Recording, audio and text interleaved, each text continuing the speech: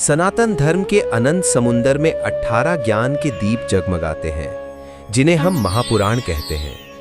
ये महापुराण सिर्फ कहानियां नहीं, ईश्वर के अनेक रूपों का दर्पण है, जिनमें छुपा है देवताओं का इतिहास, मानव जीवन का रहस्य, कर्म और पुनर्जन्म का सिद्धांत और मोक्ष तक पहुंचने का मार्ग। इस ज्ञान को कल के अंधकार में भी जगमगाते रखने के लिए एक ही महान ऋषि ने इन सभी महापुराणों को रचित किया, महर्षि वेदव्यास, जिनका असली नाम था कृष्णद्वैपायन, जिन्होंने वेदों का विभाजन किया, महाभारत लिखा और ये 18 महापुराण भी संसार को दिए। आज हम एक नए सफर पर निकल रहे हैं, जहां हम समझेंगे हर एक महापुराण का सार, जाने किस पुराण में क्या है, किस देवता के लिए लिखा गया है और हमें जीवन के लिए क्या सीख मिलती है।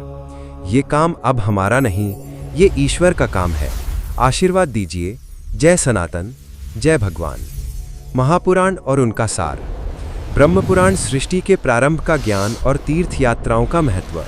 पद्म पुराण भक्ति और धर्म के रूप, विष्णु और शिव का संवाद। विष्णु पुराण भगवान विष्णु के अवतार और सृष्टि से प्रलय तक की कथा। शिव पुराण महादेव की महिमा, उनका वैराग्य, तांडव और प्रेम। भागवत पुराण कृष्ण लीला, प्रेम, भक्ति और आत्मज्ञान का अमृत। नारद पुराण ऋषि नारद के मार्गदर्शन से कलयुग में भक्ति का मार्ग। मार्कंडेय पुराण दुर्गा सप्तशती और स्त्री शक्ति का ज्ञान। अग्नि पुराण राजनीति, व्यवहार, काव्य, कला और अग्नि तत्व। भविष्य पुराण भविष्य के युग, कल की अवतार और आने वाले समय का रहस्य। ब्रह्मावैवर्त पुराण राधा कृष्ण, गणेश और ब्रह्म तत्व की महिमा।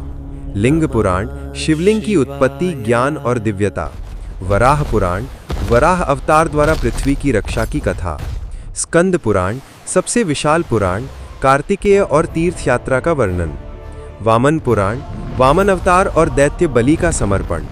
कूर्म पुराण कूर्म अवतार और समुद्र मंथन की महागाथा।